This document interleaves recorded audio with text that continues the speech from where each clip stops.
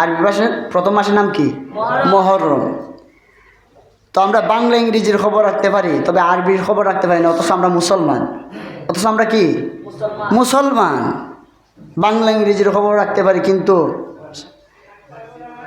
কিন্তু আমরা আরবি নববর্ষের খবর রাখতে পারি না। এখন জানেন কত হিজরি যায়? 1447 হিজরি। কত হিজরি? গতকালকে ছিল 46, আজকে কত? 47 বছর গেছি। এই যে নতুন বছর, এই মুহররম মাস আসলে আমরা অনেকে অশ্লীল অসামাজিক কাজ করি। এগুলা থেকে আল্লাহ যেন আমাদেরকে বিরত রাখে, আমরা সকলে বলি আমিন। যাই হোক, এই প্রথম মাসে, প্রথম বছরে, নতুন বছরে, এই নতুন বছরে আল্লাহ সুবহানাহু ওয়া তাআলা আপনি আমাকে প্রথম জুমাবারে কবুল করেছেন, শুকরিয়া আদায় করা দরকার আসেনি? অনেকে গিয়া দেখেন সিলেট ওসমানী মেডিকেল সদরের মধ্যে যায় দেখেন এমন অবস্থায় শোয়া, তারা ওইটা বসতে পারে না। আল্লাহ রাব্বুল আলামিন আমাদেরকে ক্ষমতা দিচ্ছে, হাঁটতে পারতেছি, শরীরটা ভালো আছে, এই জন্য গোসল উসল দিয়ে আমরা মসজিদের মধ্যে আসছি। এটাও আল্লাহর একটা নিয়ামত। এর নিয়ামতটা কিয়ামত, নিয়ামত। এই জন্য শুকরিয়া আদায় করি আলহামদুলিল্লাহ। আরো জবান খুলে বলি আলহামদুলিল্লাহ। আরো লাখো কোটি শুকরিয়া আদায় করি এই দিনটাতে পেয়েছি। যদি আকায়ে মাওলা সরকারে দো আলম নবী যদি না আসতো এই দরার বুকে, আপনি আমি আসার কোনো সুযোগ ছিল না। ওই নবীর কারণে আল্লাহ সুবহানাহু ওয়া তাআলা কবুল করেছেন।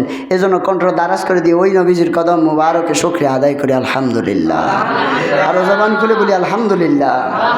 যাই হোক, মুহররম মাস আনন্দের মাস নয়, কান্নাকাটির মাস। এই মুহররম মাস আনন্দের মাস নয়, কান্নাকাটির মাস। কারণ ইসলামকে যখন মানুষ নিয়ে তালবাহানা শুরু করছে, তখন ওই ইসলামের গুড়ার মধ্যে নবীর আহলে বায়াত পাকে পাঞ্জাতন ওই নিজের গলার রক্ত দিয়ে ইসলামকে জিন্দা করেছে। তো তারা এটা কেন করেছে? একমাত্র উম্মতে মুহাম্মাদের ভালোর জন্য। কি ভালো?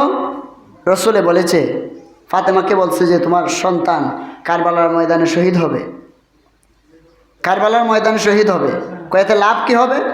কয় এক একটা রক্তের ফোঁটার বিনিময়ে আমার নবীর কোটি কোটি উম্মত আমি নবী জান্নাতে নিয়ে যাব। ফাতেমা বলে তাইলে ঠিক আছে। কারণ ফাতেমা তো জোহরা বলেন, যতজন সাহাবী বলেন, সবাই একমাত্র নবীর জন্য পাগল ছিল। আর নবী আপনার দেখেন, আমরা হইলাম কাবার জন্য পাগল, কাবা পাগল আপনার মালিকের জন্য, আল্লাহর জন্য, আর আল্লাহ পাগল নবীর জন্য, নবী পাগল উম্মতের জন্য।